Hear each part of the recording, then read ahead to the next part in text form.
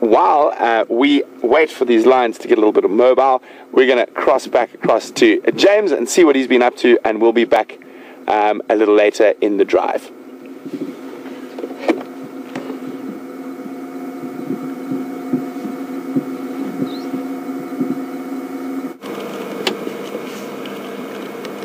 Welcome back, everybody, to Wendy, where we have, I'm afraid, given up the chase for Mvula.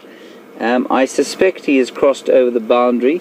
There's a lot of traffic, a lot of zebra traffic, etc. in the area. What you're looking at there, of course, is a community nest spider. And I'm just trying to find you a picture of the actual animal that built that rather impressive nest. For the arachnophobes amongst you, I imagine daring you to go and put your hand into the middle of something like that would be akin to asking you to leap off a large bridge.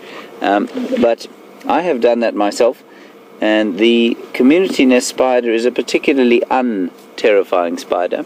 I can't actually find a picture in this book of mine.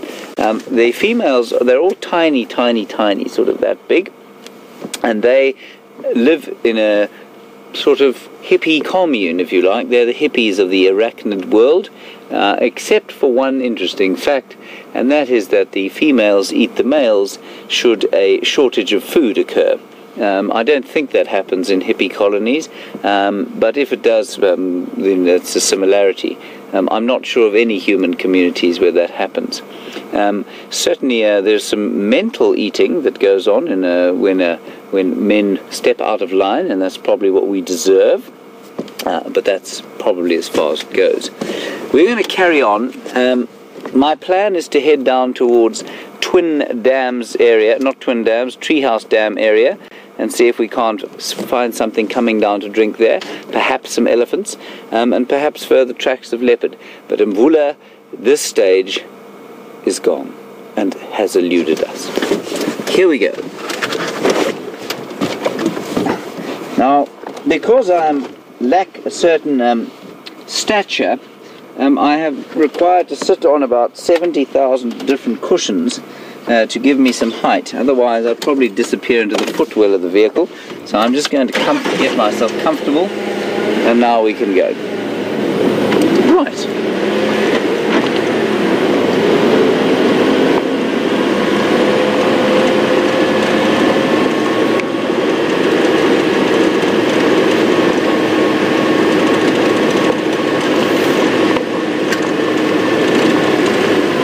Lots of zebra activity over here today, and you can see their tracks wandering down the road. You probably can't, but we can.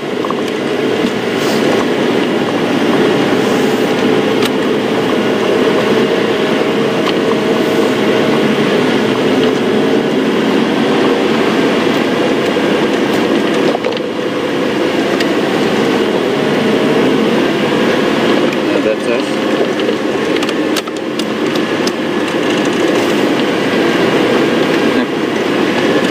Apparently one of our genius zoomies has found some elephants at Gowrie Dam, which is very exciting. I'm sure Brent will get into a position shortly where you can look at them. Viam and I seem to have used all of our luck for the next week, yesterday and today, which is a sadness, of course. But we'll hopefully have it return fairly soon.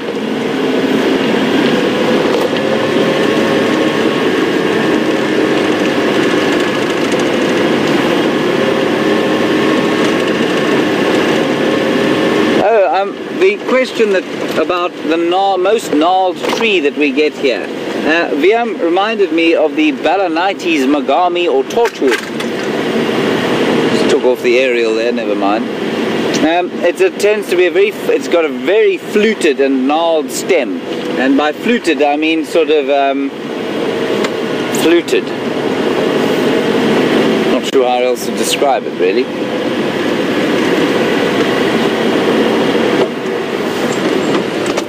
Try and get that emerald spotted wood dove. That is the emerald spotted wood dove, and you can just see the lovely green there just twinkling in the sun, late afternoon sun.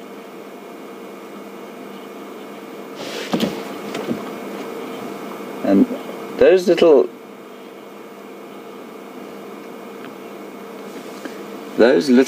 green spots will be some form of, it's very difficult to say what they'd be for. You know, both male and female have them, so they're not sexually dimorphic birds at all. And why they would have those two little green spots, I have no idea. I'd be fascinated to know if anybody has any theories as to why they would have them. None of the other doves has them, except something called a blue-spotted dove, which has blue spots in exactly the same place.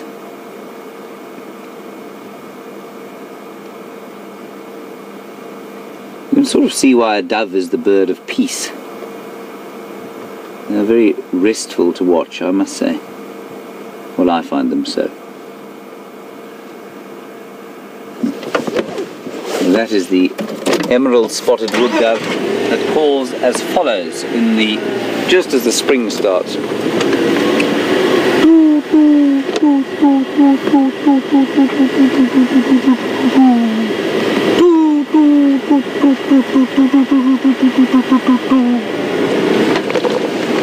A restful midday spring sound.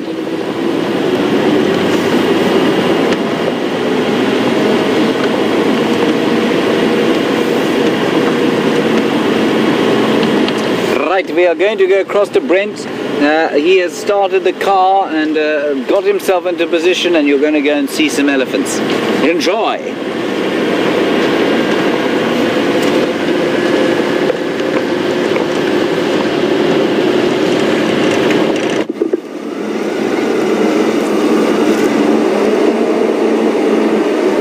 Welcome back, guys, and thank you for the update from the zoomies. So while we've been sitting at the lions, this little breeding herd of elephants moved in, and they might actually smell the lions and go have an investigation. So great to have two of the big five within less than 100 meters of each other. Tax them.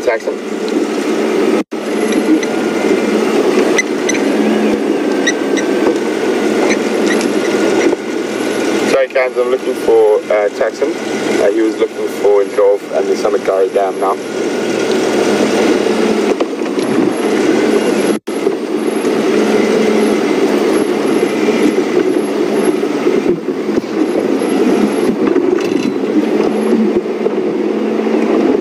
So, I don't think they are going to drink. They don't like this dirty water. I think they might sneak off to that little water hole in front of Gallagher. Is nice spicy elephants. Calm down. Go ahead, Craig.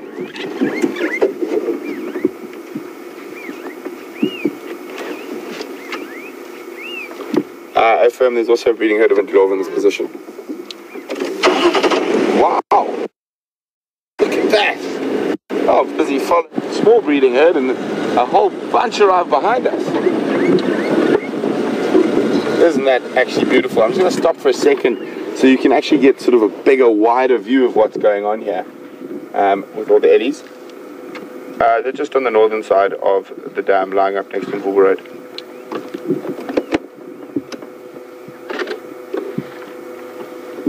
Isn't that beautiful? Now we'll go a little bit closer.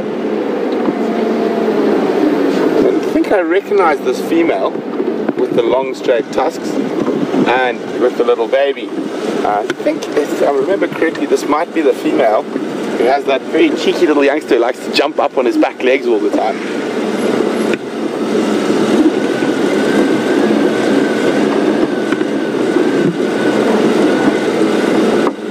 Hello, elephants. So nice. We haven't, as I said, we're not having as many eddies around as we did for a while, so awesome to have eddies around again. Look at those little monsters chasing each other. Big games, nice cool afternoon. Fun. So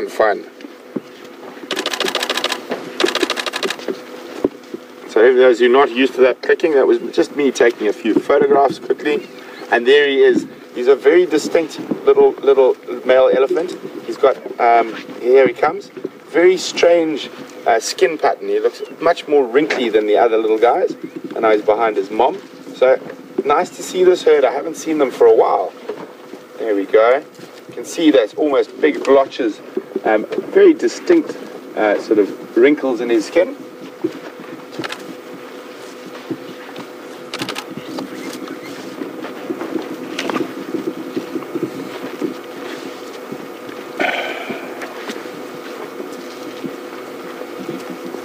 And we know this particular breeding herd quite well. They are incredibly relaxed with us around them, and they often come very close to the vehicles. And here comes Trouble. Oh, that's a little female next to us, coming in shot now. Hello, little girl. Yes, we see you. You're a big, scary elephant. And here are the naughty ones. Looks like this is almost all little boys at the back coming towards us now. Yep. A little gang of 4 trouble causers.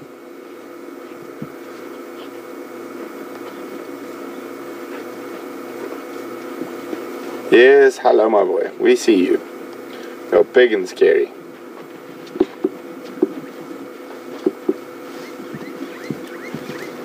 There's actually one little cow in the middle there.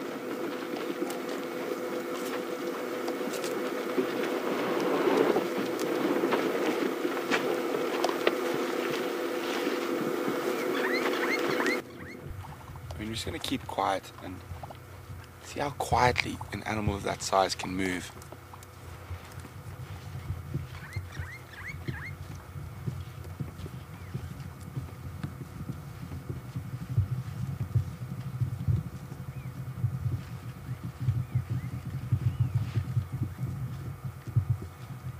Hear their footsteps as they go past us. Okay, let's move around.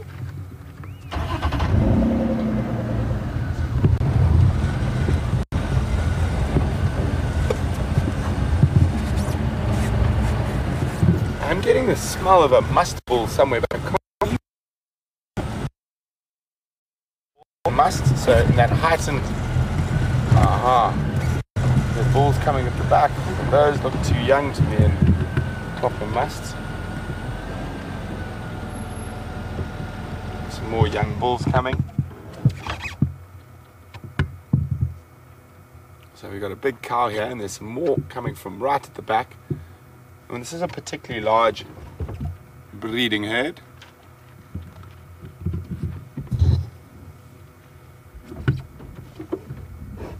You're just going to sit and let her pass before we move.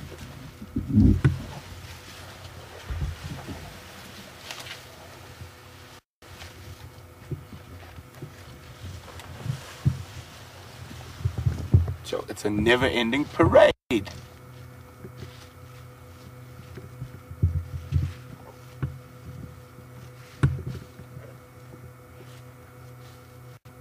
I wonder if she's going to spot those kitty cats.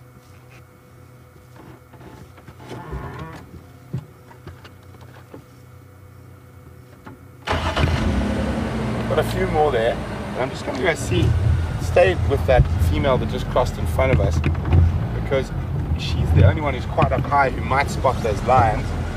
And when elephants do spot lions, quite often they will chase them.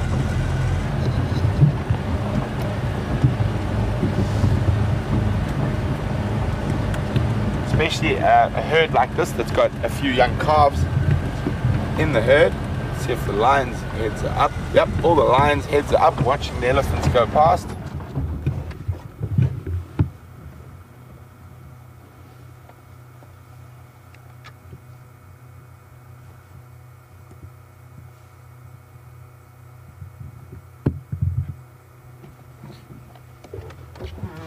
So, John Boy and Pamela have both got a few names for those naughty little monsters that we see. Pamela calls them the naughty ones, and John Boy calls them the delinquents. John Boy, that's quite a good one, I think, the delinquents. And they definitely are naughty, Pamela. Naughty little monsters. Well, isn't that actually quite pretty? Whole pride with their heads up, watching the elephants go past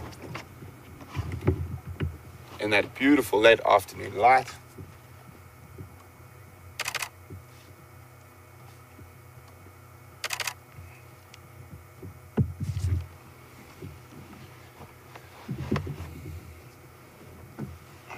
Oh, there's still elephants going past behind us. So, guys, we're going to leave the lines. I'm going to leave it in your very capable hands, Zoomies, to let me know if they move. But I want to scoot around. So I think these Ellies are going to go drink at the water hole in front of Gallagher. So I'm going to put a bit of speed on it. And then we'll come back to these kitty cats after it. So please, Zoomies, keep a close eye on those lions and let me know if they start moving.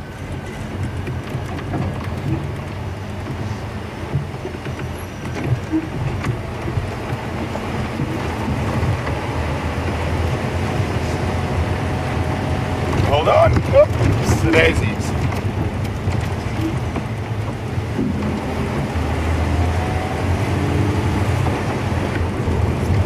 And as they get close to the water, quite often elephants get what I like to call the water walk, where they start getting excited. And it's more visible at this time of the year, where they sort of speed up as they're getting ready to go drink.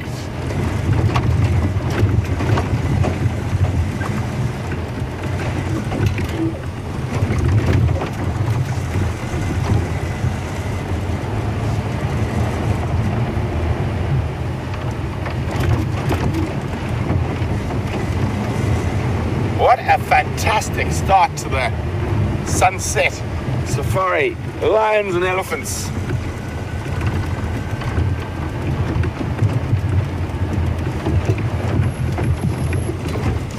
Okay. Have we beaten the forerunners through to the water? I'm not sure. We'll see shortly. Oh, watch out, dwarf mongers. Watch out.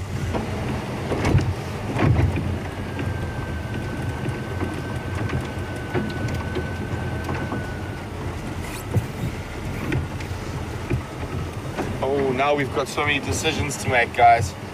We've got Inyala heading straight towards those lines, and they're not too far off. So what do you guys want to do? What I think we should do is go back to those lines. It's a big call now. We've got elephants, we've got Inyala heading towards the lines. Let's just have a look.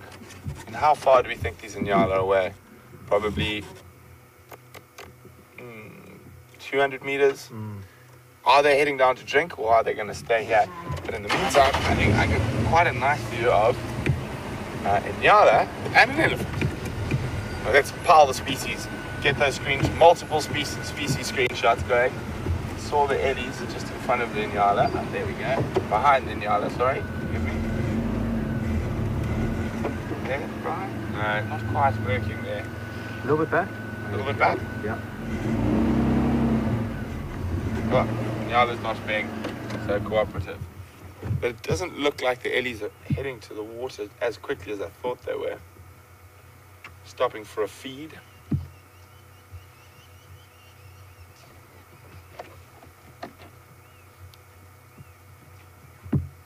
Taxi incoming.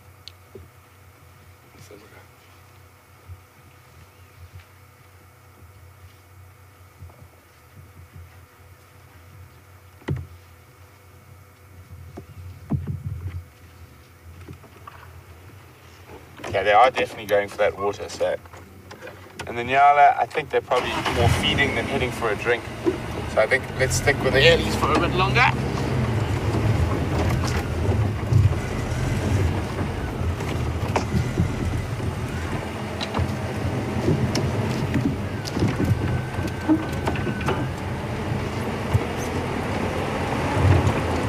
And there come the delinquents behind us, so hopefully we can get ahead of the delinquents, or the naughty boys, or the naughty ones, before they get to drink.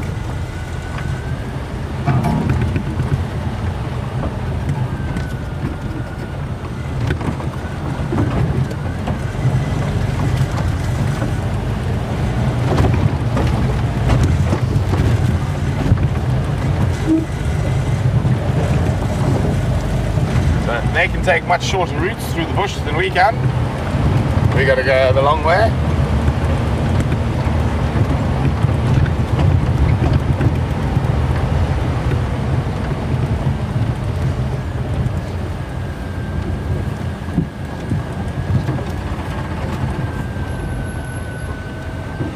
So I don't think those Inyala are going to arrive at the lions. They look like they're more feeding, so I will stay with the eddies. I'm hoping they're gonna pop through here, but oopsie, grabbing wrong radios.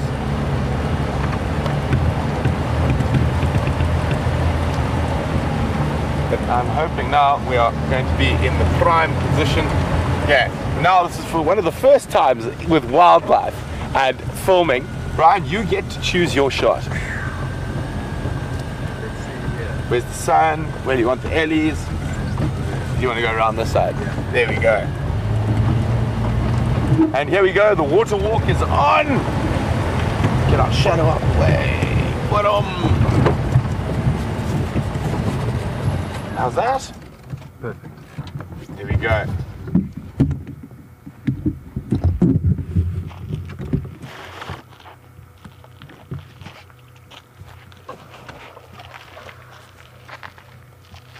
Hello. Such good water. Much better than the muddy dam water.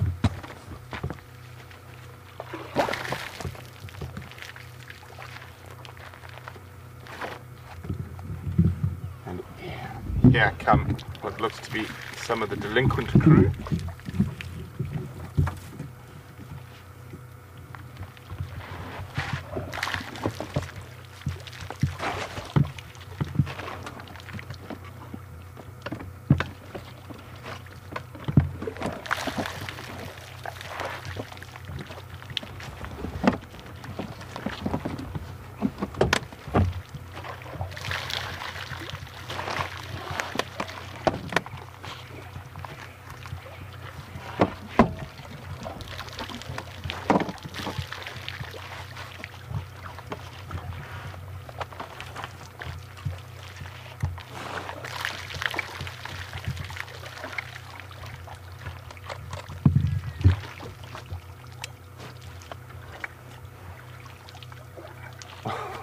Managed to splash on his head.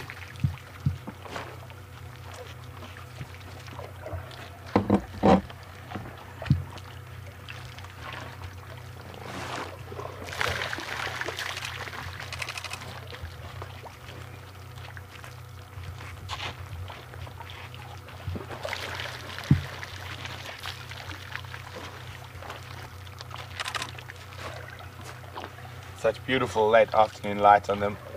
And this little one is doing more playing with his trunk than actually doing anything, still in the process of learning how to use it.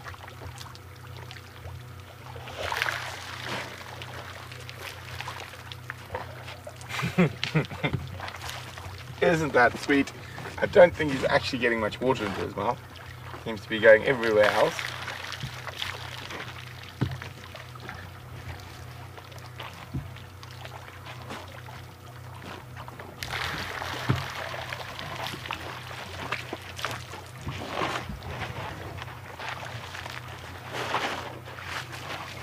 Definitely looks like that female with the long tusk who's just arrived with the delinquents is a little bit more dominant and probably the matriarch, because the other elephant immediately moved out of her way when she arrived.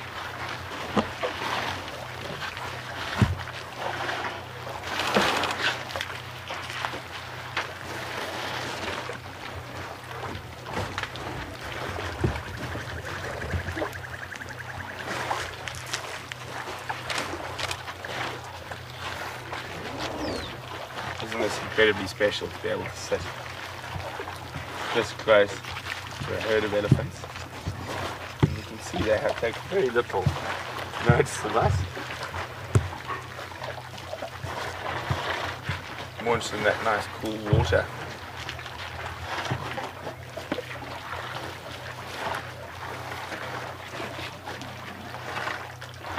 Causing quite a bit of dust as well.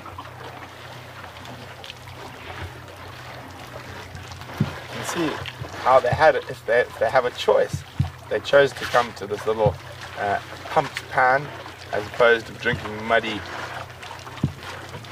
Juma dam cam water.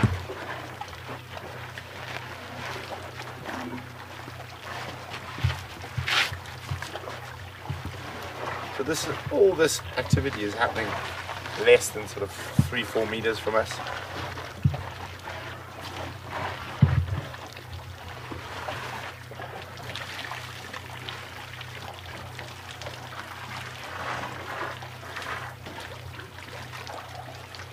Quite a crowd for a little waterhole.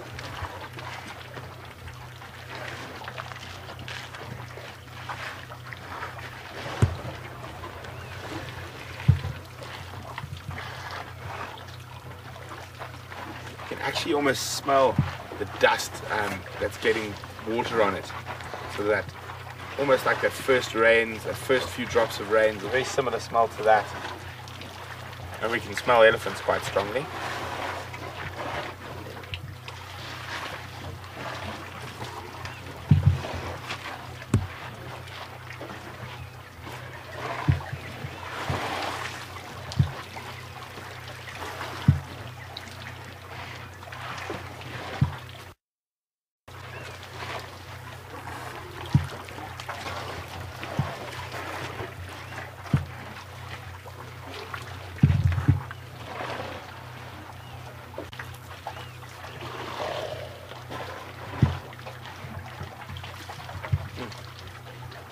So beautiful.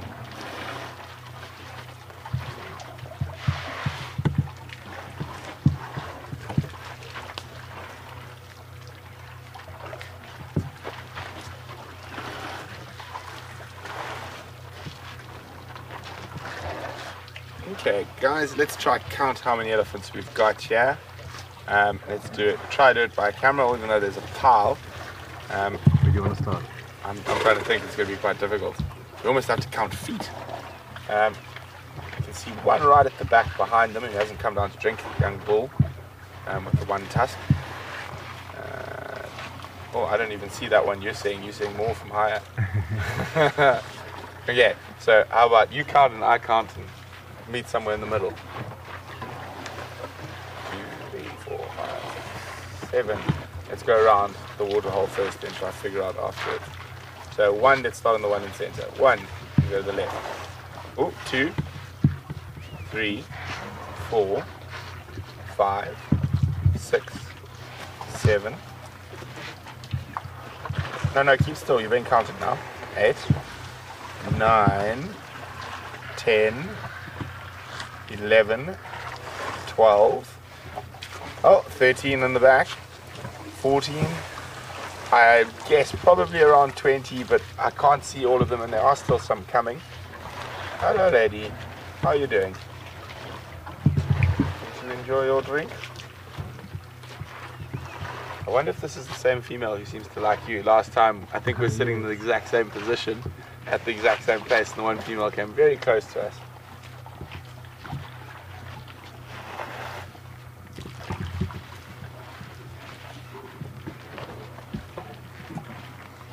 There are still some stragglers behind, those young males.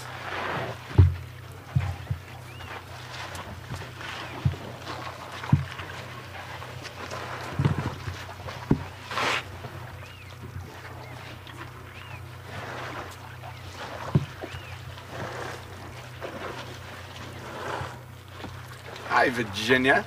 Virginia would like to know, how many gallons do I think the Ellies drink in such a short time in the waterhole? Quite a few. I'm trying to remember. I think 4.5 liters is 1 gallon, and a big adult bull elephant during the day can consume up to 100 liters of water. So 4.5 divided by 100.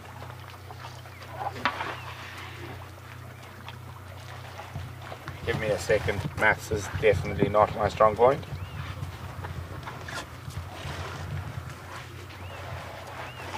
But I think on average these guys will consume easily 80 liters of water a day, and the females, that is. And I'll try and get that into gallons for you.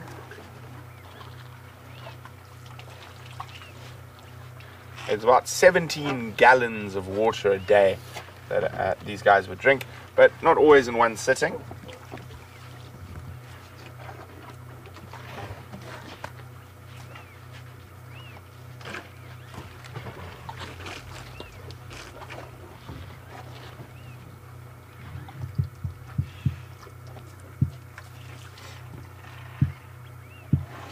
Hi, Christina from Pittsburgh.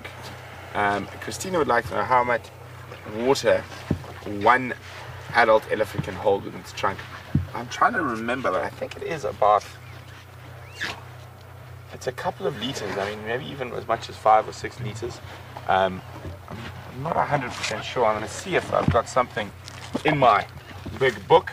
And why don't we have a race? See if you guys can beat me to the answer while I look in my book. See if you can find the answer faster than I can. So how many liters or gallons can an adult elephant hold in its trunk in one go? So ready, steady, go. You can send your answers to questions at WildEarth.tv, or you can use the hashtag Safari Live on Twitter.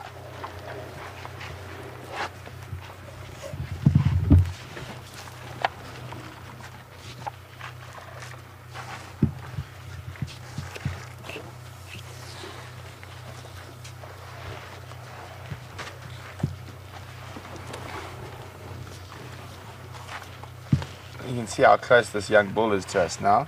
And we've got a question from Keith, who's 6 years old, from the Dayton Children's Hospital. Oh, look at this there, isn't that sweet? Hello, little one. Yes, you're big and scary. Keith would like to know, when an elephant wags its tail, does it mean it's happy, like a dog?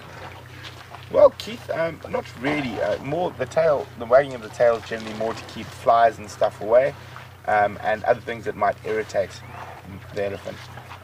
Not quite like a dog where it's a visual sign that it's very happy, but it is so wonderful to be able to spend time with these eddies like this. Look at this little one, he's playing with mom. And thanks very much for your question, Keith. Oh dear. What are you doing?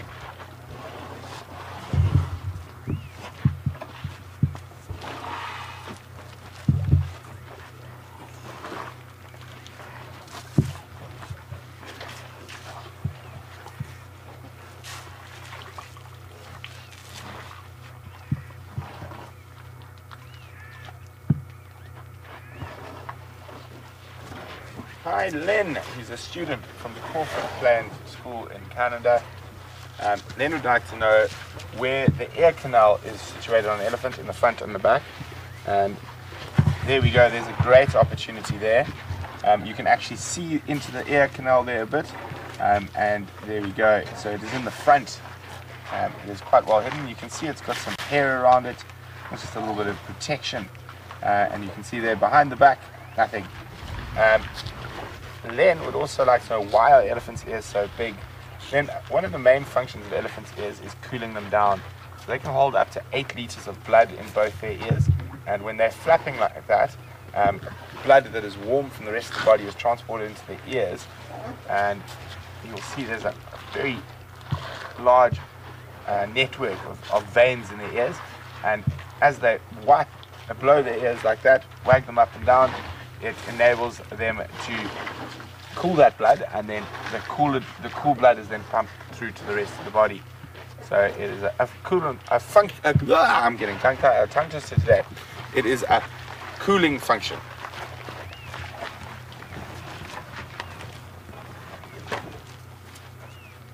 Yes, madam. Can we see you? So now in a situation like this, although this herd is particularly relaxed, we wouldn't want to start the car and move because that could upset them. So we're going to sit here for a little bit, and I've got a little quiz for you guys out there while we do that. Who can tell me what the difference is between the tip of an Asiatic elephant's trunk and an African elephant's trunk? So we can have a little look at the trunk. There we go. You can see there's one there.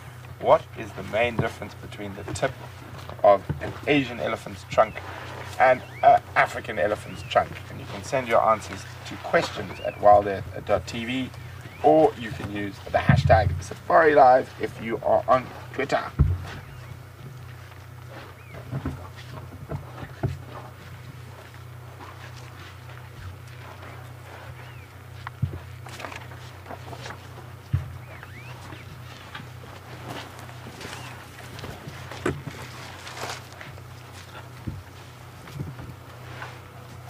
Hello.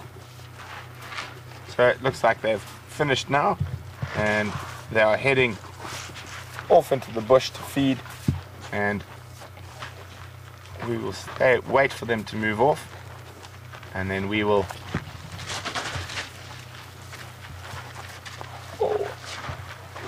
head off and look at those lines. Very strange what she's doing there. It looks like she's almost using that as a scratch, using that broken branch to scratch.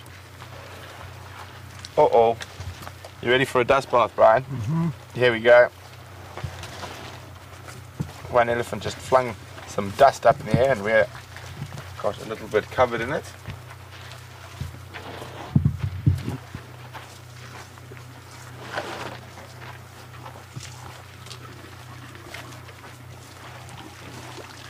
There's a little fork-tailed drongo on the ground.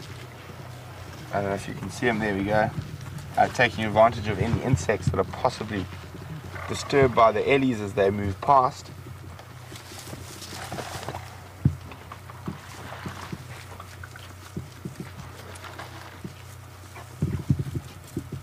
So, there we go.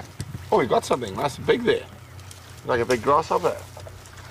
Oh, another drongo coming in to take advantage. Look at that, he just... Drongos.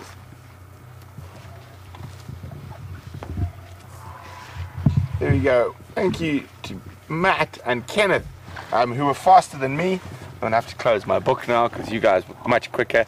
An elephant trunk can hold, I think it was said 4 gallons? No, that can't be right. Oh, 1 gallon, which is 4.5 liters. Sorry, that's where my mind was going. And my friend, the jumping spider, is back. Except this time he's jumped all the way up to my steering wheel. So that is not a safe place to be while you are hunting things, Mr. Jumping Spider. I think you should jump back to where the radios are. So, he's the Jigger's local parasite control agent. So while the ellies look like they're going to move off, we're going to do the same. I'm just going to move my friend the jumping spider. We might be able to see him jump now. I'm going to see if he jumps back to where he should be. Where is he now? I'm going to wait for him to. Come on. There he is. And you can see how oh, come on. He doesn't want to jump now. He's getting used to me. Come on. Off you go. Oh, he jumps onto my finger. Come on. Jump. Jump. Jump. Doesn't want to jump now. Like, I'm not a trained jumping spider. There we go. Hop. And back down to where it's safe. And the steering wheel, I'm afraid I might hurt him if he's there, so, but when he runs around down there, he should be perfectly fine. And he helps me to keep the pesky flies and mosquitoes under control in the Jigger.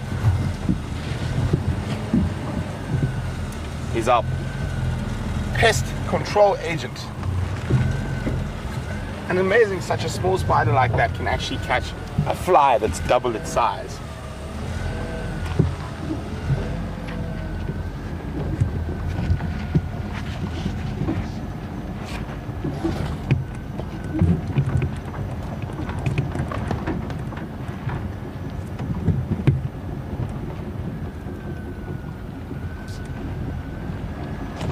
Hi Marsha, welcome on the sunset safari. It's getting a little bit nippy, so out comes my jersey.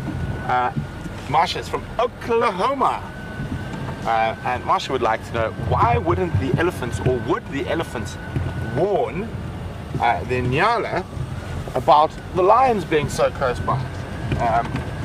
Well, Marsha, elephants, I mean Nyala and elephants, I don't think speak the same language, unfortunately. And with a lot of the species, the reason, I don't think the elephants actually saw the lions. They might have smelt them. But in this area, prides of lions aren't really a threat to an elephant herd. They will chase them on occasion when they're around, but they're not really a threat, especially to a herd that size. So they probably just ignored them and kept walking through where the lions are a direct threat to the Hyenas. So the nyala will just bark and bark, and there's a couple of reasons for this. Obviously, it does let other animals know that the lion's in the area. But also the main reason is this, that once lions and leopards and things like that have been spotted and they're barked at and harassed, they'll generally move out of the area, so it makes the area safe again. So I think it's more about their own safety than letting everyone else know.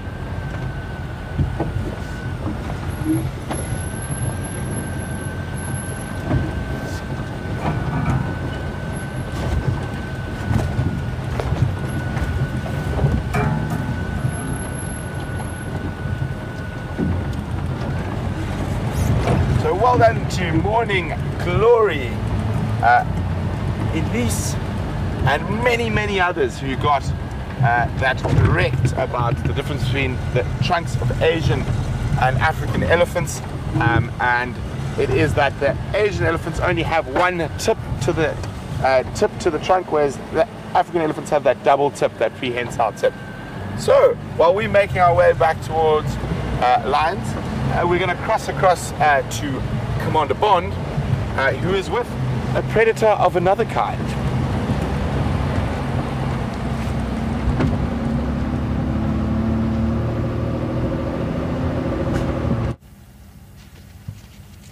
Hello everybody, welcome back to Wendy. I believe you've had a magnificent sighting, and we greet you here at the hyena den, where the adults have just returned, 2 of them. And what's so fascinating now is that you can see their penises and pseudo-penises, and you can actually tell who's male and female at the moment. Well, you could, just before you arrived back. And what's going on there is a typical greeting ritual that they've all the babies have done that with the mother, and they're now, the 3 babies are so close. Yeah, you can just see them. And they were so nervous of us until the mother came back. She came back about 2 minutes ago, and they all then suddenly became immediately confident. And there they are. So they've obviously been out sort of foraging during the day, which is I would have said quite odd, especially given the amount of activity I've seen of them out at night. Whether they found anything, I don't know. They look pretty full, so maybe they found something nice to eat. Hi.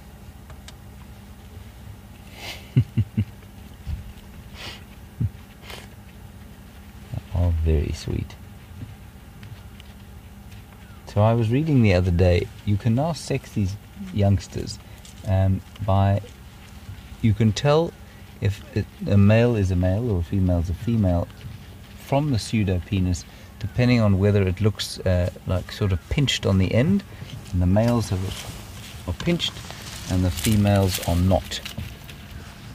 As soon as we move on the back of the vehicle, they get a little bit nervous, but they're pretty confident with the adults here. Hello. This I'm blocking the view here of one that is so close. Like I said before, they like to steal the oil caps every so often. He's now going past the front.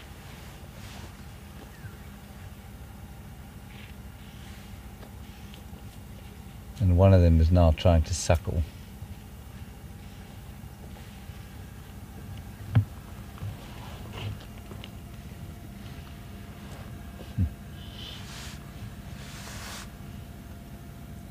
There we go, Mum's back. You can have a meal now. That female, I don't know if you saw her yawn there. It looks to me like she's quite old. You can see how flat or how blunt her teeth are. And just listen to them.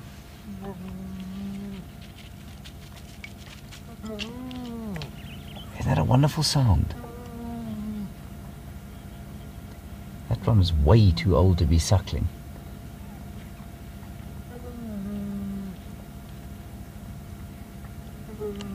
So perhaps a youngster from another litter. That is fascinating. I mean, that is not a young hyena. That's at least a year and a bit old. The mother has a very resigned look on her face.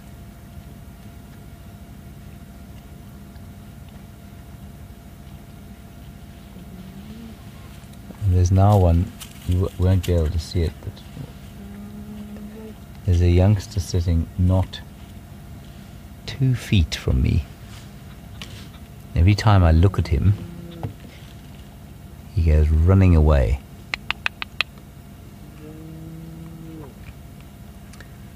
Hi.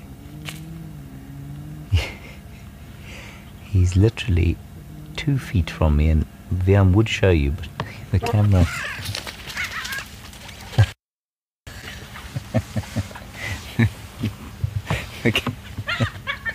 the camera disturbed him, I'm afraid. Now there is a large dispute. I suspect someone gave Mum a nip on her nipple, and so she's not disinclined to acquiesce to any further suckling.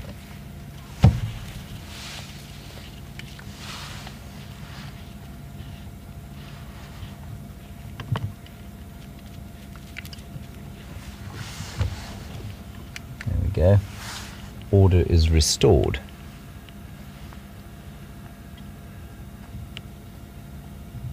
Hello, Pamela. A question of dentition. How many teeth do hyenas normally have? Pamela, I have to admit that I have absolutely no idea whatsoever.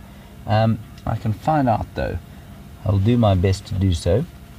I'm going to guess at 4 incisors each side, so that's 8, plus 4 canines, so that's 12, plus 3 molars top, 3 molars bottom on each side, so that's 12 plus, I'm going to go with 24 teeth, Pamela, but I can check later. Brent has a great mammal book, and that'll give a picture of the skull exactly.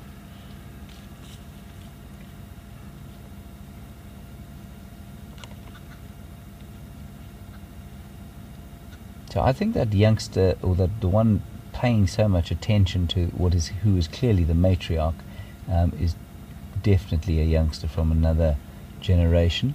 I can't imagine why else she would have been suckling. There is now a little one basically climbing onto my lap. It's so scared, terrified every time I look at him. It's very funny. There he is. Hi. Very sweet. Isn't that great? It's wonderful how they habituate.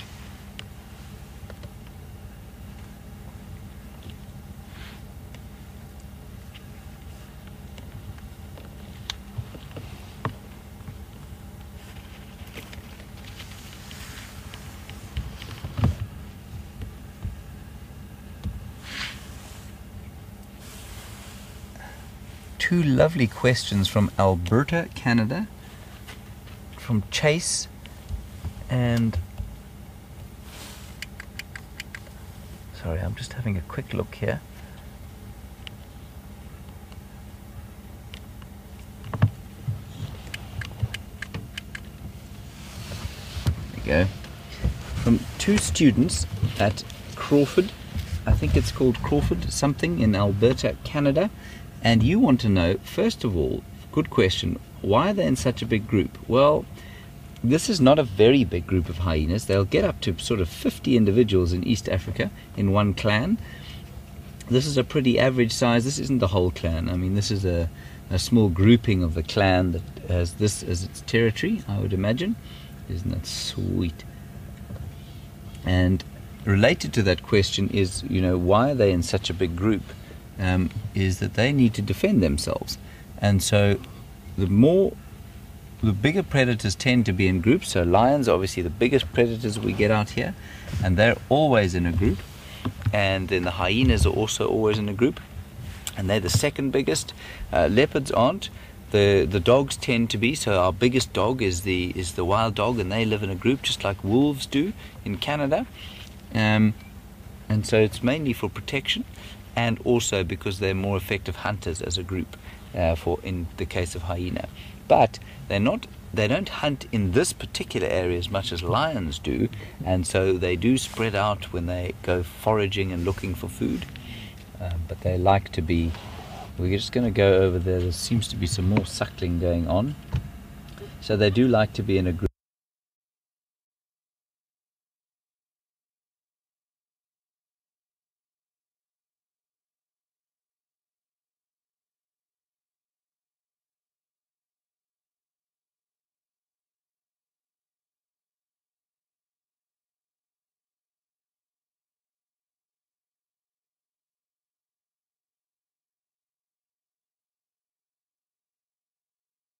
Like a fool one, I guess. You've said that hyenas can have up to 59 teeth. Now I find that absolutely astonishing. Thank you very much for that. I really enjoy learning new things like that, especially when we're on game drive and looking at these things. I find reading the books a little bit dry when we aren't out here looking at these fascinating animals. I think these are the most underrated animals that we get out here.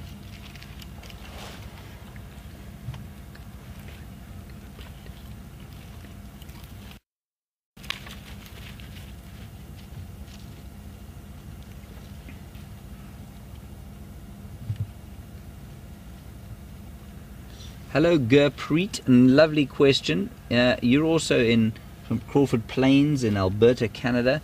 You want to know how strong the hyena's jaw is. Well, the hyena's jaw is the strongest of any mammal. So it has the most powerful bite of any mammal. To give you an idea, if the adult wanted to, she could easily bite straight through that little stick that the cub was playing with. Oh, that's wonderful interaction. And they will easily bite through an adult will bite through a buffalo femur to get to the marrow, and they're the only animals that can do that. The next closest would be a lion in this area. And then we had some information about jaguars, which apparently have the toughest or most powerful cat bite, but they obviously don't occur here. They occur just quite a long way south of where you are. Right, thank you for your question, Gurpreet.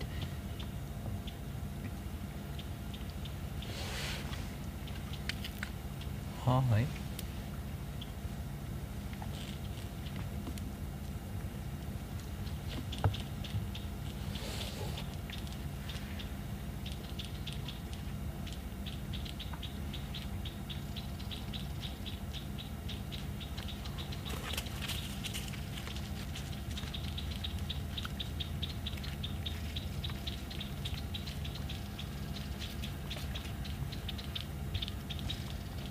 So Tanya, you have found some information that says that a jaguar has a bite pressure of 2,000 pounds per square inch versus a hyena at 1,600 pounds per square inch and a lion at 600 pounds per square inch. I'm fascinated by this. So I may have been talking absolute nonsense when I've said that the hyena has the most powerful bite of any mammal.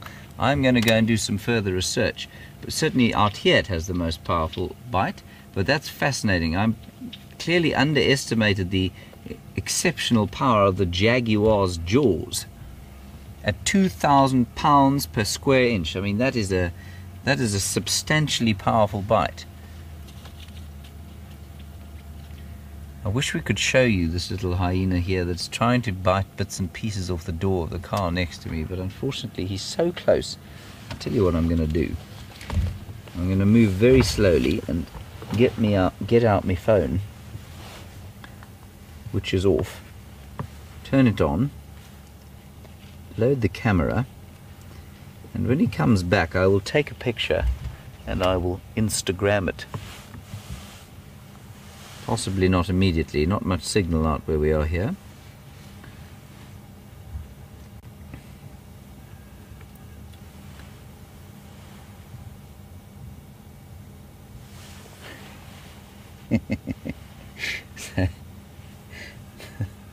Can you see that, yeah?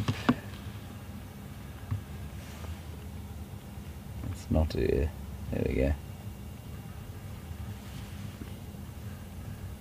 There you can see him there. That's how close he is. Trying to take bits and pieces off the tire.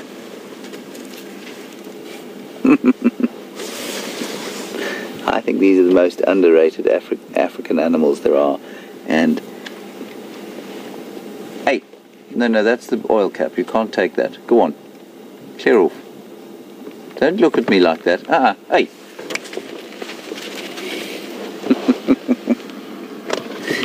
And I think that if we were to spend a bit more time with them, like we do with the lions and the leopards, I think that their secrets and their incredible social structure would become even more amazing to us.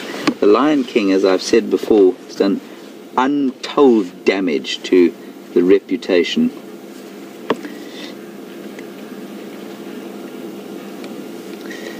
Kay in Wisconsin, you want to know if these hyenas are eating regurgitated meals yet. Kay, hyenas don't regurgitate quite in the same way. In fact, I've not seen them do it at all. I mean, I'm sure they possibly could, but wild dogs will regurgitate almost, from a few weeks they'll regurgitate for the cubs, but hyenas will suckle like this and then be taken, much like with the cats, they'll be taken over to kills or have stuff brought back for them to eat, sort of more solid food. I've yet to see a hyena regurgitate for cubs. If you have, that would be fascinating to know. I've also not, I don't think I've read anything about that either. Look, I'm not saying it's impossible, but wild dogs are certainly the most prolific regurgitators of food for their youngsters. So more than likely what would happen here is that, it's not a major part of the strategy. What they do is, as they start to wean, the mothers will bring a few bits of food back here, and then they'll start to take them off to food that they find.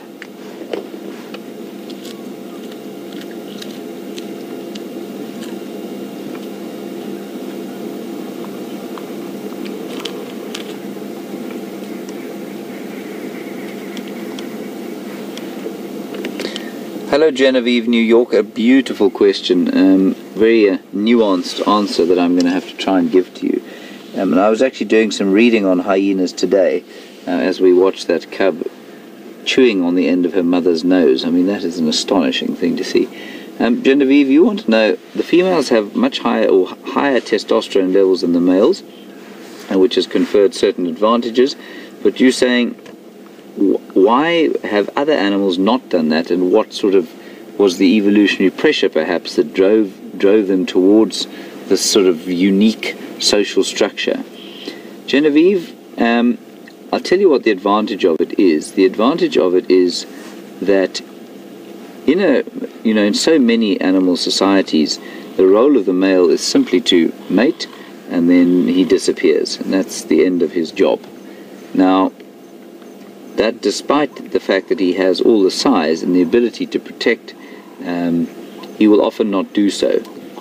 So with hyenas, the advantage is that the females have higher testosterone, they have greater size, and so they're not reliant. They have sufficient size to protect the area, and they don't need to do so with the help of the male. So the males really are truly reduced to the level of a sperm donor, basically. And this is, as I'm talking, I'm sort of thinking off the top of my head, and just according to what I've read. So when evolution happens, or when a mutation happens, that mutation either creates an advantage, which will mean that it proliferates in future generations, or it will result in a disadvantage, which means it will result in death probably, and it will then die out of the gene pool. Now what happened with hyenas probably, and I'm guessing here, is that there would have been a genetic mutation that suddenly made a certain hyenas, females, gain a certain amount of testosterone, which made them bigger, and that strategy for hyenas worked out because it created the ability for a matriarchal society where the females could almost play the role of males and females, if you know what I mean, because they're big enough and strong enough to protect the area from marauding interlopers, and possibly also from bigger predators or more competitive predators. So only the spotted hyena is a competitive predator like this. The brown hyena and the striped hyena are way down the predator hierarchy. So that, in a sort of roundabout way, is an answer to that very lovely question from New York. Certainly I'd love to hear any opinions you have on it.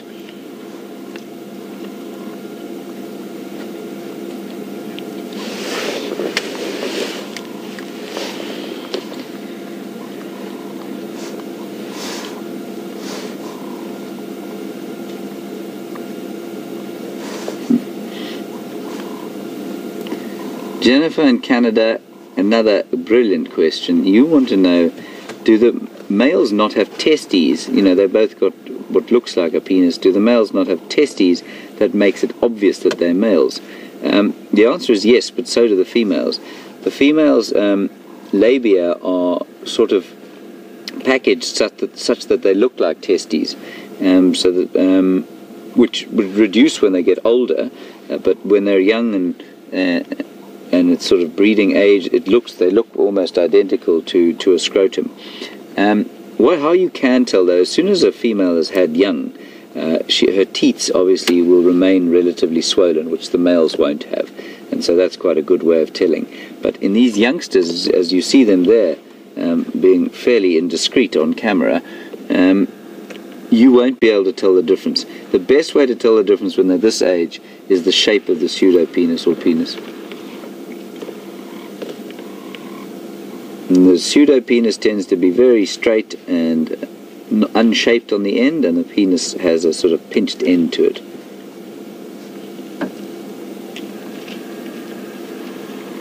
So when I was looking at these two just before you got to us, when I saw them standing next to each other, and when the adults arrived, and it's difficult to say what they are, pseudo and real peni came out.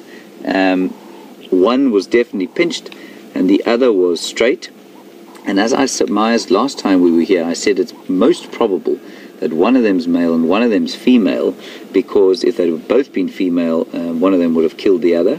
They could both be male, but I think from what I've seen, so there, to me, that looks like a female. It's not pinched on the end, and so I would guess that was a female, and the other one is probably a male. Some really nice views of it here.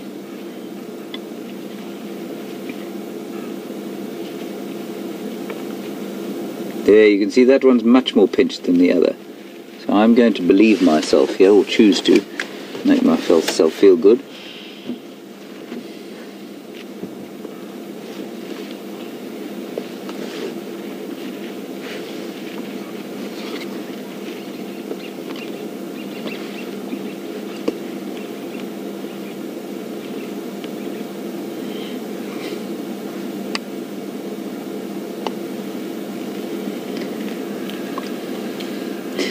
Righty, so Nigel, a lovely question. You've said that jaguar, you've read bite by biting the skull rather than biting the throat like a leopard does.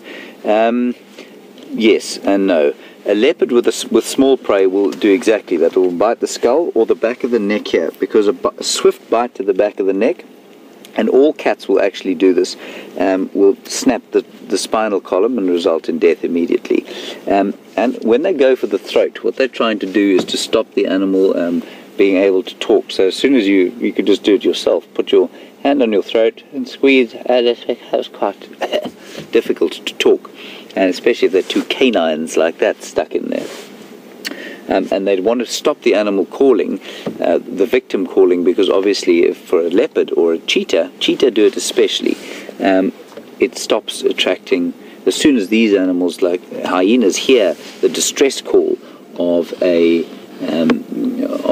duiker or an impala or something like that, they'll run there and steal the food. But leopard definitely will kill, especially primates. They kill them by a bite to the back of the skull. A jaguar is bigger than a leopard, so probably do it more frequently. And then some other lovely statistics about bite pressures from a crocodile, they say, which is the highest bite pressure of all animals. Remember we were talking about mammals earlier, not all animals. And the Nile crocodile has a bite pressure of 5,000 pounds per square inch, which is, I mean, that's quite astonishing. And the most interesting thing about a Nile crocodile's jaws, of course, is that you could, despite the fact that if it brought its teeth down onto your leg, it would probably snap it off. In fact, it would snap it off. You can hold a crocodile's jaws shut with your hands. Have very, very powerful muscles to slam it shut.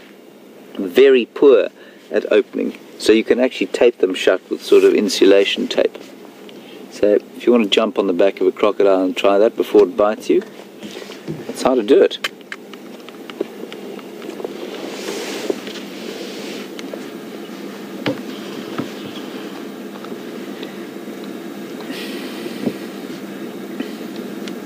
Angela in Boston, nice question. If I got out of the vehicle now, would the hyenas attack me or would they run away? Angela, for a hyena to attack a human being, you basically have to corner it. And despite the fact that they are protective over their young, I suspect what they do here, if I got out the car, the youngsters would leap into the burrow at 100 miles an hour, and the adults would disappear off into the bush and watch from some distance.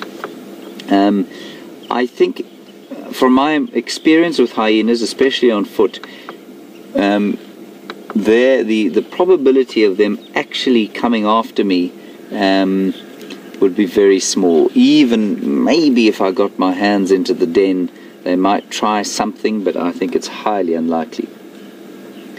And that's very different from a lion. If there were lions here and cubs, if I got out of the vehicle, the lionesses would go ballistic. The cubs would probably run, but the lionesses, you can far more easily induce a lion charge with cubs than you would with hyenas. I've had lots of experience with hyenas in camps. They come into camp at night and they normally will just run away from you unless you corner them. So Brent tells a story of when he cornered a hyena in a kitchen once, and he kicked it, and it, just like you might a sort of errant dog if you were cruel, and he kicked it to try and get it out of the kitchen because it was creating absolute mayhem, and it then turned on him, and suddenly the relationship was very different, and Brent found himself standing on a table yelling for help quite soon thereafter. But he had to corner them before they would do anything.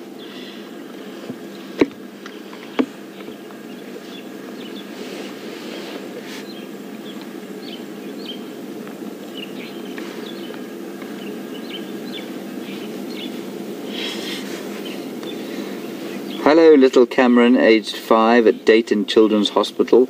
Thank you for your question. It's a really nice one. What would happen, you say, would a hyena, could you teach it to play fetch for you?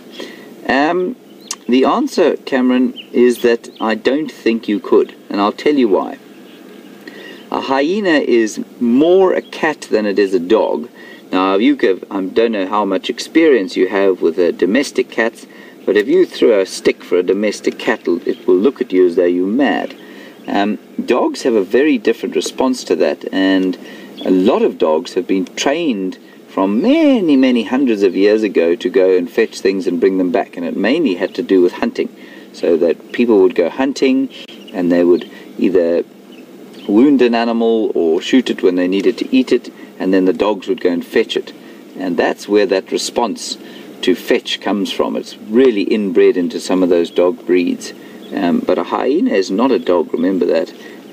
Although they look like dogs to a certain extent. So I don't think they would play fetch for you. You can, I believe, domesticate them to a certain extent.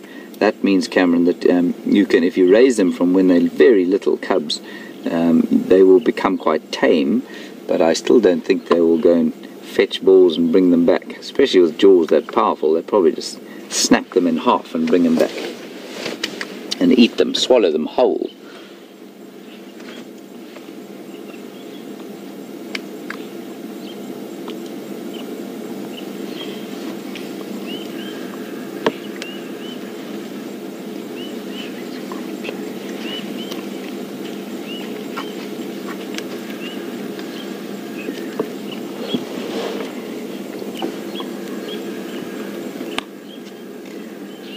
Hello, little Sharissa in grade 3 at Crawford Plains School in Alberta, Canada.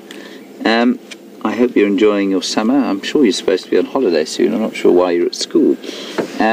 You want to know basically how many males and females there are in clans, and whether there are more of one than the other.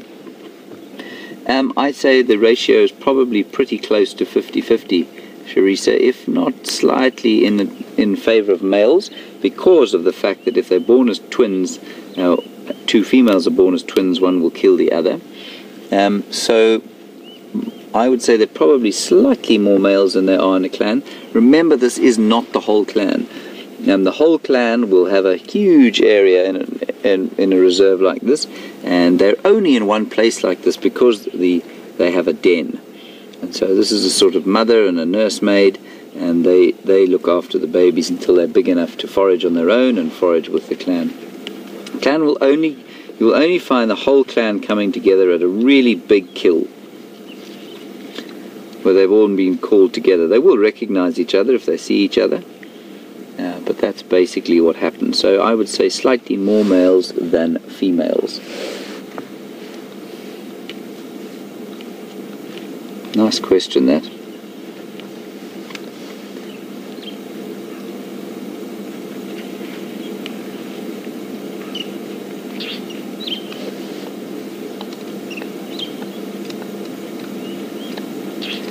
Now, what will happen slowly as they go into the night? I'm surprised these adults were away. They clearly forage a lot more in the day than we think they do, and I'm sure they spent the heat of the midday lurking in the shade somewhere.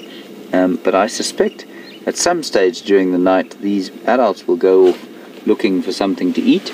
That is, after all, what they are designed to do. And then the babies will disappear into this rather snug-looking termite mound. I've got to tell you, I wouldn't mind if I was the size of a hyena and disappearing down into the hole in the termite mound and having a snooze there.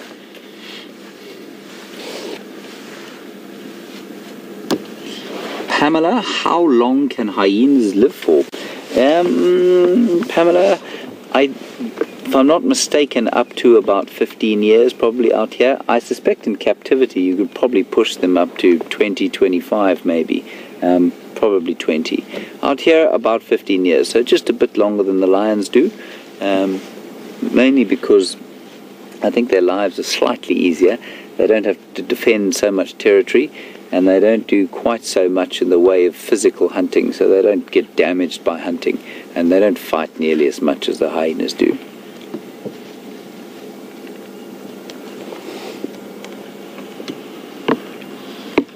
What have you seen, Viam? That's it. Viam is having a very artistic day today. He's just showing you that the sun has disappeared, and for Ashley in the UK, who likes the atmospheric stuff, it's still very peaceful, I must say. The temperature's dropped quite a lot though, so my legs are getting a little chilly, and there's definitely a change in the smell. There's a bit more moisture in the air, and so the air smells a bit richer, a bit more earthy. But you can see how the horizon is not nearly as orange as it was yesterday, and that's because there's no smoke in the air. It's really very crystal clear out. And that's probably got something to do with the cold. And just off to behind us and to the left we can hear some drongos calling. The final calls, and again there's a waterhole not too far from here where there's some crested francolins calling their last call of the day.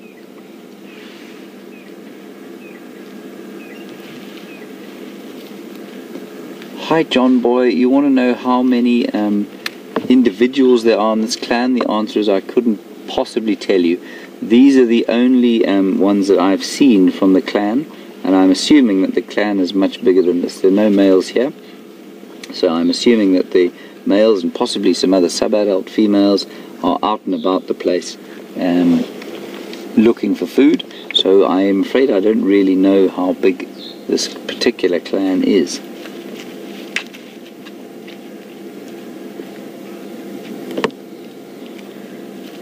I say, in East Africa, the clans will stick together a lot more because they hunt a lot more, and there can be up to 50 of them, all foraging together and trying to hunt, especially when the migrations come through.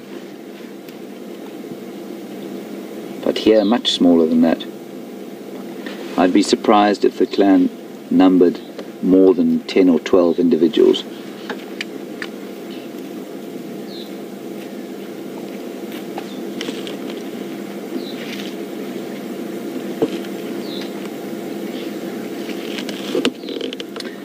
Happy Cub, nice question. So, will the hyenas chase away males when they get to a certain age? Excellent supposition. That's exactly what happens.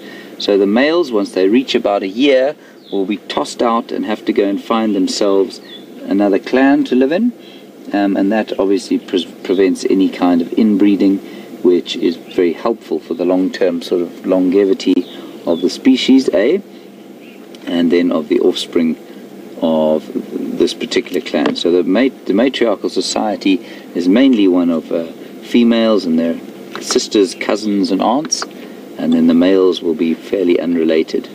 They'll come in from elsewhere.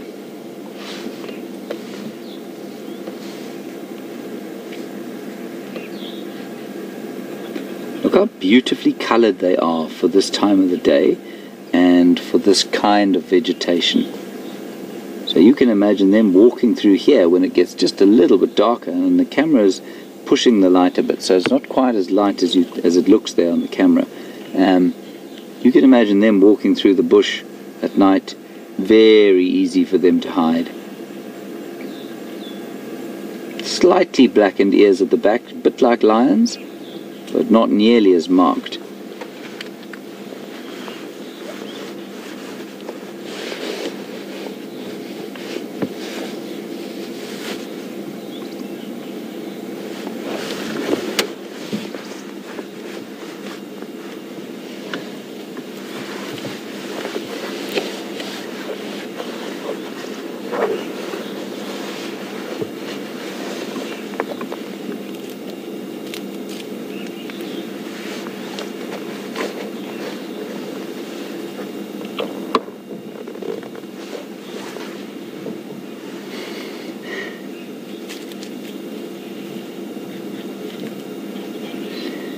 So a question from Jeps in Johannesburg, who is asking about the pseudo-penis. We have discussed the pseudo-penis in some detail, but we'll go into it again because it's important with hyenas. Thank you for this question, Jeps. Also, and linked to that is a comment from Europe that the pseudo-penis in males, well, obviously males don't have a pseudo-penis, they have a real penis, and in the real penis, as we discussed earlier, it's got a sort of bell end to it. It looks like it's a bit pinched before the end, and it's got a bell end. Hey, sorry, pulling my oil caps off, or Wendy's oil caps off. And then the pseudo-penis of the females tends not to have that very distinct bell end. So thank you for that question, Jeps. Please send through any further that you would like to. I think we haven't heard from you before, which is excellent.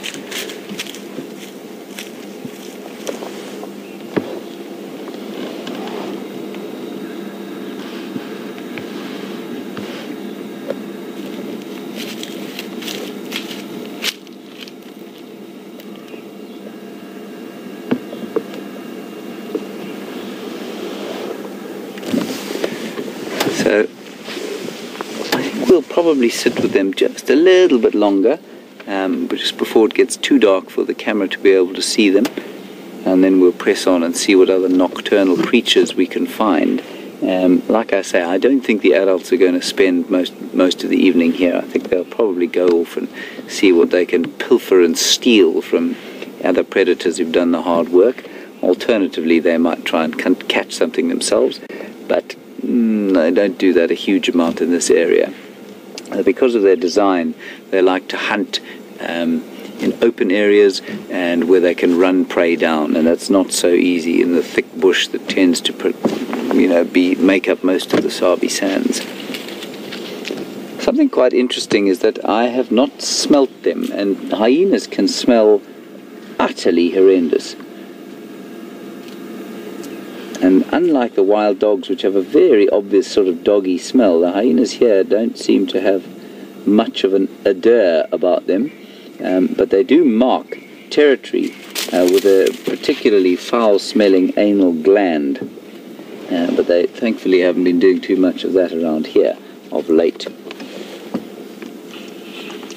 I'm just going to plug the spotlight in. Viam's taking his life into his hands by attaching it to a fairly substantial battery pack. If there's a sudden flash of light, that is Viam exploding.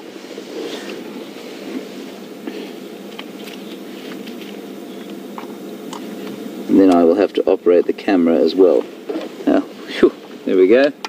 Viam has not exploded, which is something of a relief.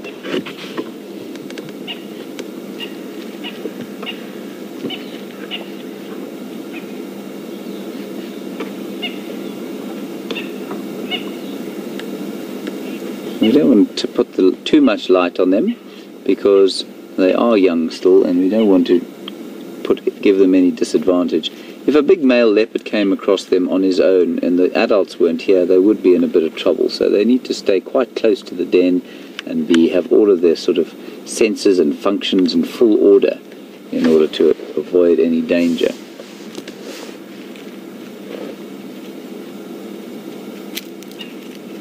They're fascinated by the car. You can see how the adults really don't care anymore.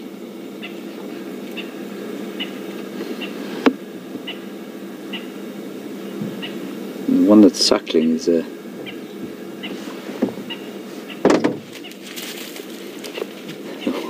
one that's suckling seems to have gone asleep on the boob, as it were. Woken up now.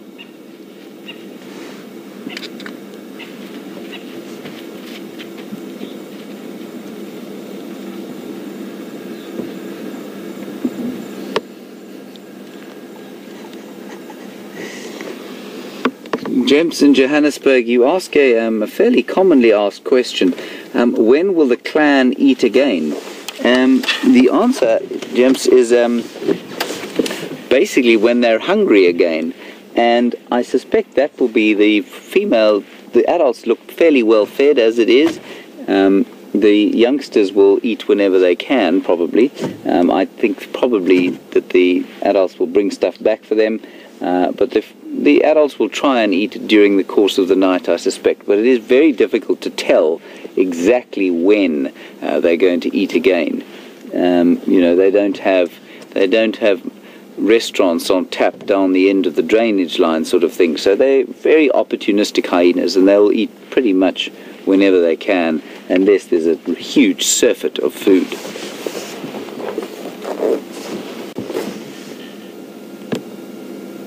Right, I think we're going to leave them. I don't want to create too much of a ruckus before it gets too dark, at least after it gets too dark. And I'm also not convinced that Wendy is going to have much of a tire left by the time we leave. We're going to cross over to Brent. I think he's still with the Nkuhumas Pride. And we will see you a little bit later. Enjoy the lions.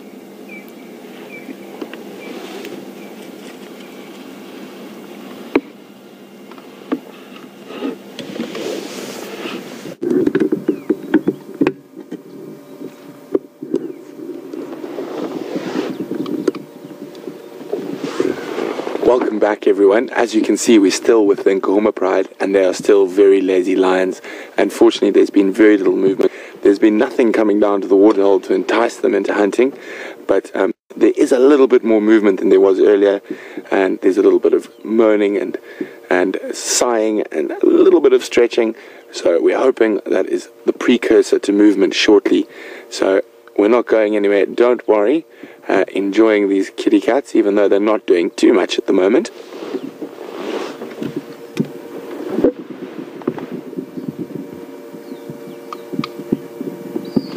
We've been having a great time with James at the hyena den, and some great activity there. Definitely a lot more activity than we're getting from these lazy lions. But as I said, I did hear them hunting last night, so they probably expended a lot of energy trying to catch that buffalo that I heard them battling with last night, and now they are resting up and will hopefully get moving shortly.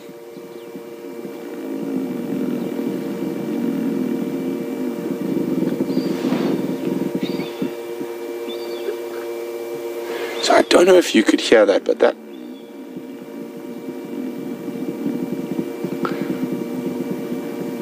we had a question about lions snoring earlier. Now one is snoring. I'm going to keep quiet, so see if you guys can hear it.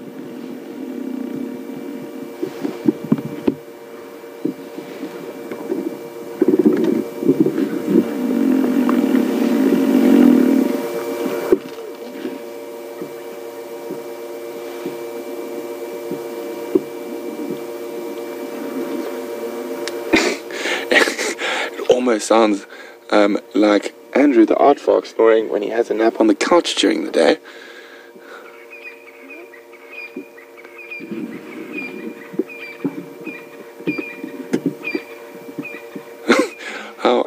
how apt that the afternoon of the sunset safari we talk about snoring lions, they decide to snore.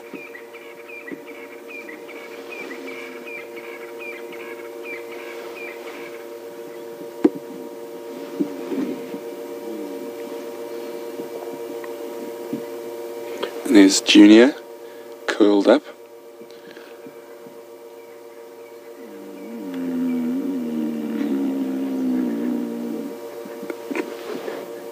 There we go, did you guys hear it? There's the snoring lion.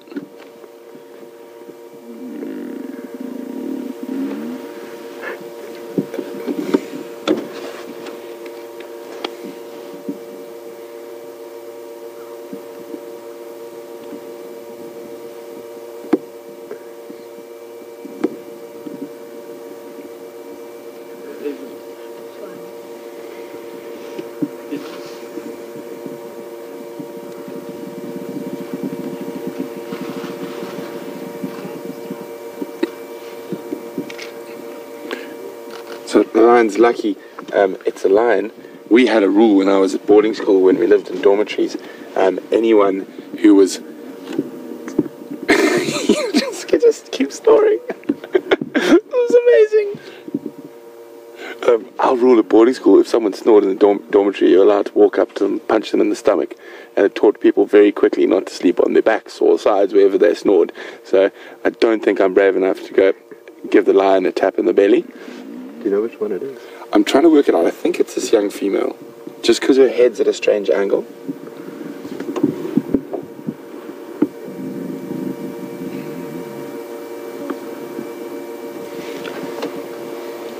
So I think it's that young female there. Yeah. Yep, there we go. It is her. It's just probably because her head's lying in quite an awkward position up against the other line there.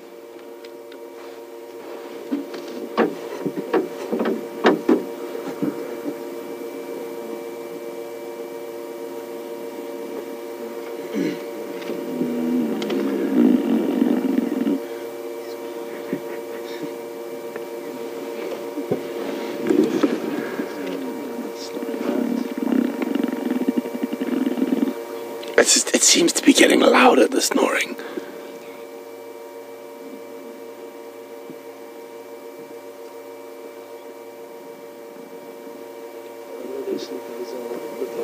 So apparently James has been telling stories about me trying to remove a hyena that was caught in a kitchen at a lodge both James and I worked at, and that was a few years ago, and that was quite an endeavour. The silly chef forgot to close the kitchen door, and when she went back she found some hyenas there, and for some reason when any of these sort of problems happened to arise at this particular lodge, I was called, and someone it could have even been James, nicknamed me the Problem Animal Control Officer. So when there were snakes to be caught and removed out of rooms and hyenas to be chased, it was generally fell on me. So I went into the kitchen, and there were actually 3 hyenas in the kitchen, and they had made a complete mess. And quite often you can just chase a hyena when it's out in the open, but when they try run on tiles, it's a really, really funny thing, because they sort of tick, tick, tick, poof, and they can't take the corners, so they end up smashing into the walls. And I was running behind the hyenas, and I let out with my boot to kick this thing to try and get it to go out the door, and I kicked it, and how fast that hyena snapped at my foot, I immediately stopped chasing the hyenas, and I told the chef, you know what, you get the hyenas out of your kitchen, I'm done. Just leave the door open, they'll leave when they're finished. I got a very big fright. My foot was about this far from being inside a hyena's mouth. Not very clever. The silly things you do when you're young.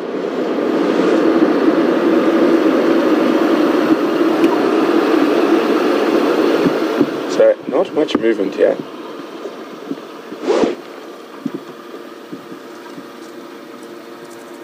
But we had quite an interesting question from Sibusiso in Hammanskraal this morning. So, in the name of science and entertainment, and in the name of the WildEarth viewers, Bryan and I have decided that we will follow up on that. And one of the plants that it could have been is a silver cluster leaf. So Bryan and I are going to try and chew a leaf and see what happens to us, to see if it paralyzes our mouths like whatever Sibusiso was given by his guide in the Waterberg. So Bryan, one for you. Thank you. One for me. Cheers. Cheers. Cheers.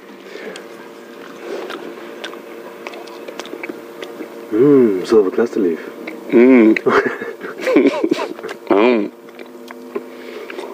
Yeah, that seems working. Oh my goodness. Yeah, it definitely really dries your mouth out. And it does sort of have a semi sort of paralyzing effect. And definitely, I think if you put a whole bunch of these in your mouth and started chewing, you would find it very difficult to speak. So, Sibusiso, did it look like this? A silver cluster leaf. The lions didn't think we're that funny. And obviously, we need to work on our humor. Sorry, guys.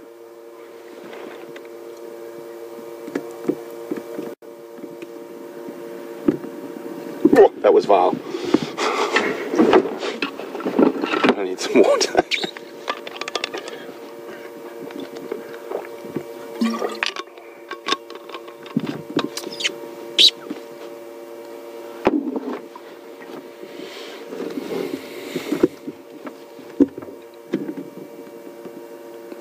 I mean, that's what you almost call a pile of lions, rather than a pride of lions.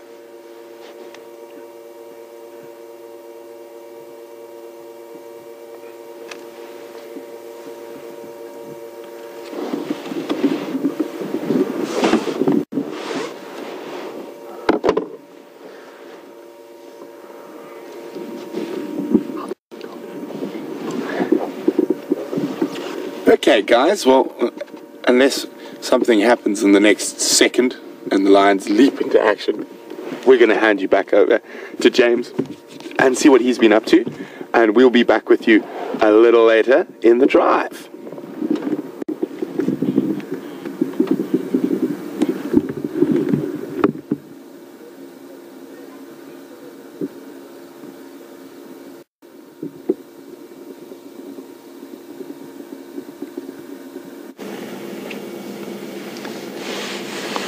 Welcome back, everybody, to Wendy. I'm afraid I lied to you slightly by mistake about the state of the sky, and I said it was paler than it was yesterday. That was just the position we were in. Underneath that crescent moon is the most beautiful horizon, with the mountains in the distance, the dubious settlement of Hoedspruit just in its foothills, and Acornhoek just south of that. And it's turned red by the wood fires that are burning, probably for heating and for cooking, and the odd fire break that's being burned. And the smell of the air at the moment is just touched with that lovely smell of wood fire. which is such a beautiful smell of this time of the year. It always makes me feel a tremendous sense of comfort when I smell a wood fire, especially on a stunning night like this. I mean, you could not ask for more. And it's just so perfectly still. Only thing I can hear, and you won't be able to hear it, is two little scrub hares that are just foraging and fossicking in the grass next to us. And now they're running off down the road.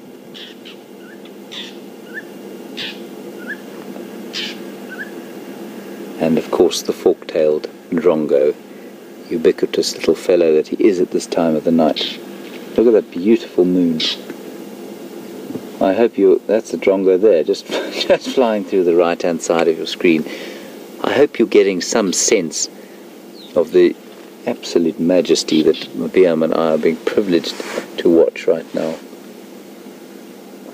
I think, like I've said before, I like to be in the bush, mainly for stuff like this.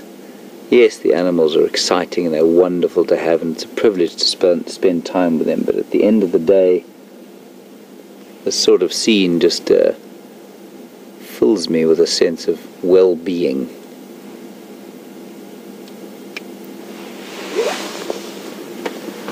So,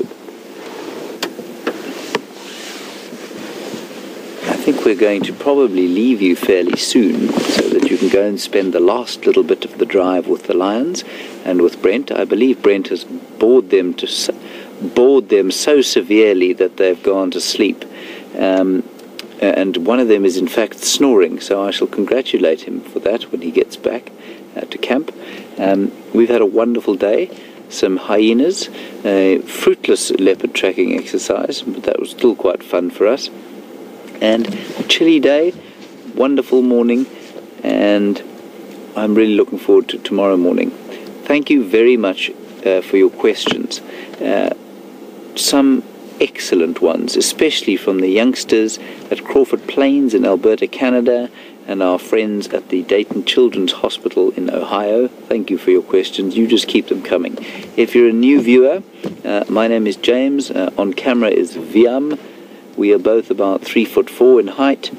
We look much bigger on camera though, so don't worry about us. And I'd also like to just give a quick shout out to Tara and the others in the control room, and to Brent and Bryan on the other vehicle, who you're going to close off with tonight. And thank you for your questions, comments, and all your contributions.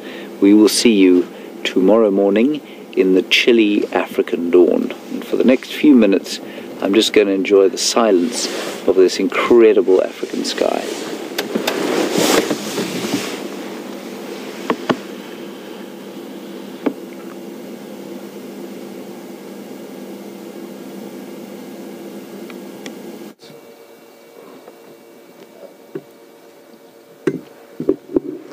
Hello and welcome back, everyone. As you can see, there's a little more movement, some grooming, so maybe there's a precursor to a bit of mobile lines for the last couple of minutes of the safari. So at the moment, no real allo grooming or social grooming going. Each one seems to be grooming themselves, but oh, there we go. There's another one standing. So this is all quite stretching. Good signs that we might get some movement.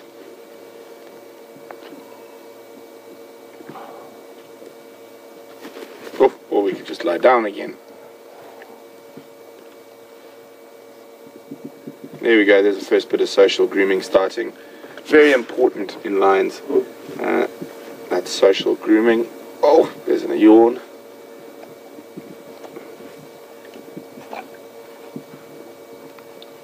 Helps reaffirm bonds between the pride members, because when they do feed, it is quite an aggressive debacle, and they need to playing with a stick. I'm sure that doesn't taste as nice as an impala.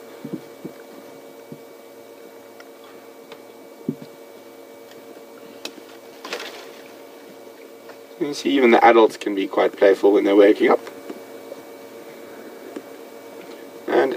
also part of that whole social grooming and the playing of the adult lions, jumping, whatnot. That all is very good stuff for strengthening the pride bonds.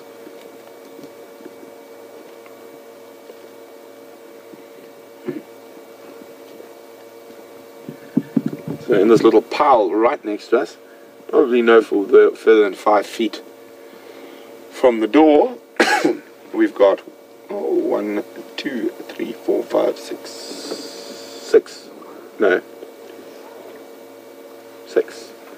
7 and 8 are just round the corner.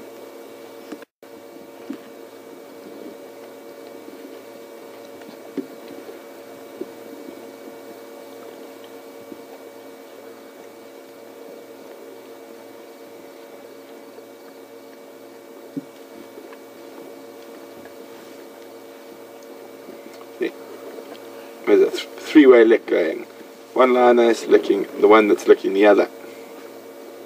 Oh.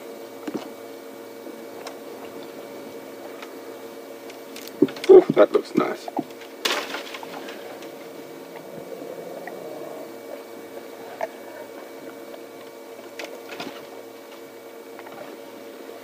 So not only is the grooming quite important for keeping the pride bonds close together, it is also important for grooming. It helps keep parasites down. And remember, a lion's tongue can be quite rough, so it will definitely remove some of the smaller ectoparasites like fleas and ticks. And you'll see quite often lions do a motion with their mouth. It's very similar to what domestic cats and dogs do, and they do those little bites. And that's actually almost more specific, going after fleas and ticks, or maybe even the eggs of fleas.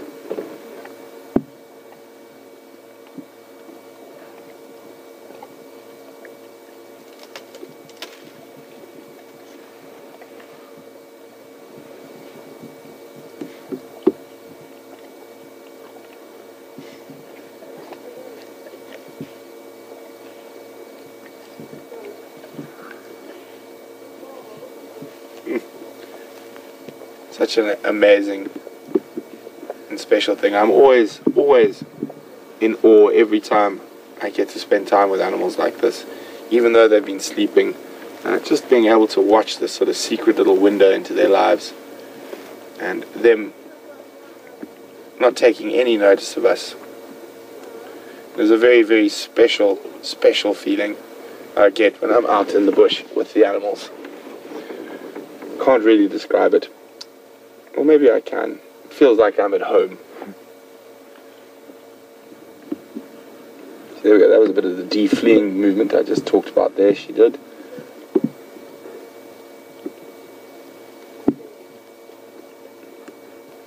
Quite nice how the shadows play with the lights there.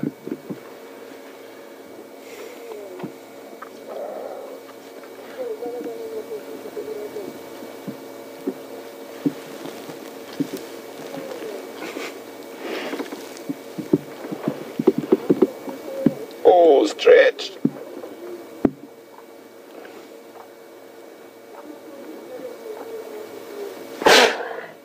Bless you.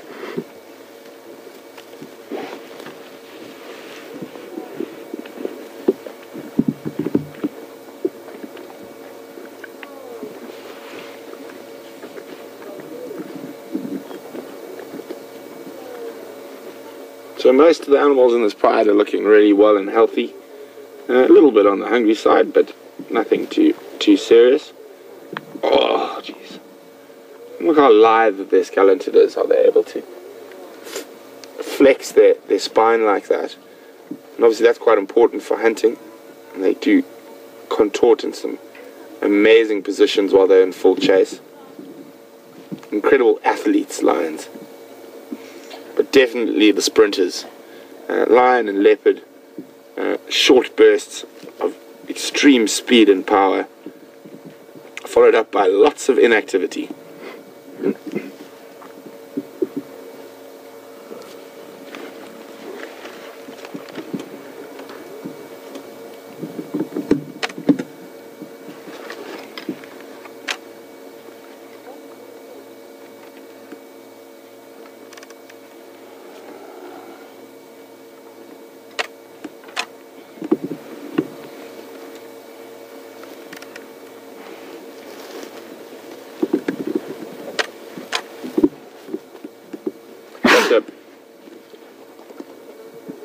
Come on, guys, you're going to get moving.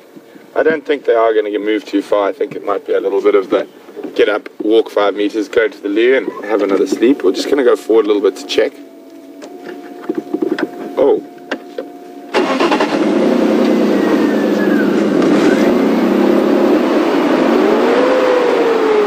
Funny. Jumped out of 4-wheel drive there. You okay there, Bryan? Yep.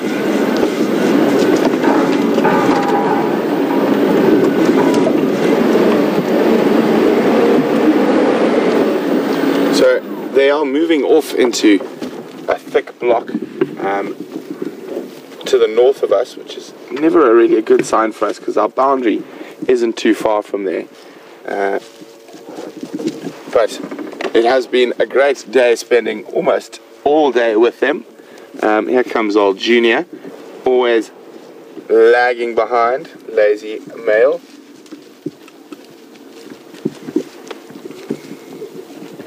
There's a bit of greeting going up there, and as we're coming to the end of this sunset safari with these lions disappearing into the African night out on a hunt, hopefully they're successful for them, and hopefully for us they're successful while still on Djuma and they don't go visit our northern neighbors again. But it's been wonderful having you guys on the vehicle with us. It's been really amazing. We really do appreciate all the questions and feedback that you guys give us. And I'm just going to go a little bit forward here.